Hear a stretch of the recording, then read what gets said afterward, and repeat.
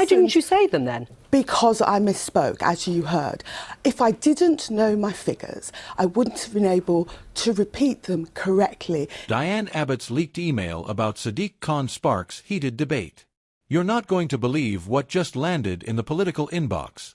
While the news cycle has been busy with London transport disputes, election rumours, and the usual City Hall drama, something else entirely has slipped out. An email from Diane Abbott about Sadiq Khan. It wasn't a public statement. It wasn't meant for the media. But now, it's out there. And people are talking. Here's what happened. According to multiple reports, the email was sent late last week to a small group within the Labour Party. It wasn't an official circular, more like a personal, candid note from Abbott to trusted colleagues.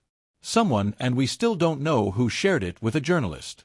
And from there, it made its way into the public sphere. And that's where things got interesting. Because this wasn't just routine political chatter. It was a message that touched directly on Khan's leadership, decisions, and political direction. While the full email hasn't been published word for word, excerpts have been quoted in the press. They suggest Abbott raised concerns over recent mayoral policies, particularly on public spending priorities and community engagement. One section, paraphrased by a political correspondent, reads, "We need leadership that listens to London's communities, not just the voices in the political bubble." It's the kind of comment that could be interpreted in many ways. But in politics, even the slightest hint of criticism from within your own party can make headlines. Abbott and Khan are both high-profile Labour figures, but they come from different wings of the party. Abbott has often positioned herself closer to grassroots activism, while Khan has taken a more centrist, citywide governance approach. So, when a leak suggests that Abbott is questioning aspects of Khan's leadership, it taps into a deeper conversation, one about the direction of Labour politics in London and beyond. Political historian Dr. Andrew Mills told one outlet, "Internal disagreements are nothing new, but when they spill into the public eye like this, they can shift public perceptions very quickly." Inside Labour, the responses have been mixed. One London Assembly member reportedly said, "Diane is raising issues that a lot of people have been whispering about for months. The difference is, now it's on paper." Another Labour figure defended Khan, saying, "He's delivered on major transport reforms, tackled environmental concerns, and navigated complex funding negotiations. Not everyone will agree with every decision, but he's focused on results." And then there's the public reaction, fast, polarized, and amplified by social media. One X, formerly Twitter, user posted, "Abbott is saying what others are afraid to say. Respect." Another fired back, "Leaking internal emails just plays into the hands of Labour's opponents." The leak comes at a sensitive time. Khan is already preparing for the next London mayoral race, with critics circling and challengers sharpening their campaigns.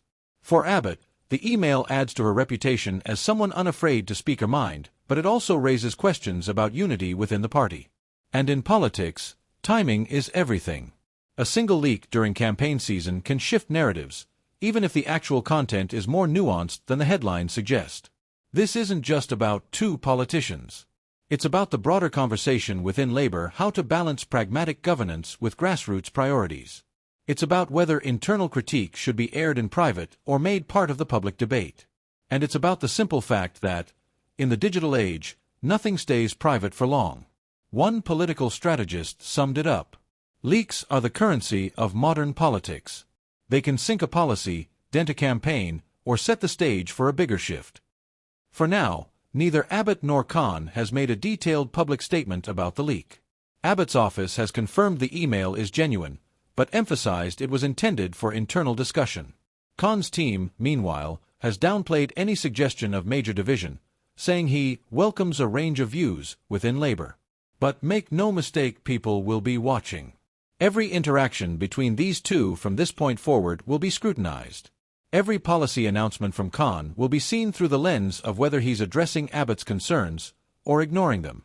This is one of those moments where the content of the leak matters, but so does the fact it leaked at all. Because in politics, perception often becomes reality. And right now, the perception is that there's more going on inside Labour than the public is being told.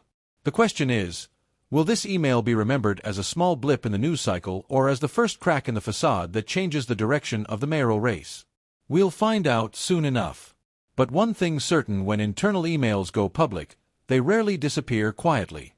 And if this is just the first leak, how much deeper does it go? Don't forget to subscribe, like, and leave a comment.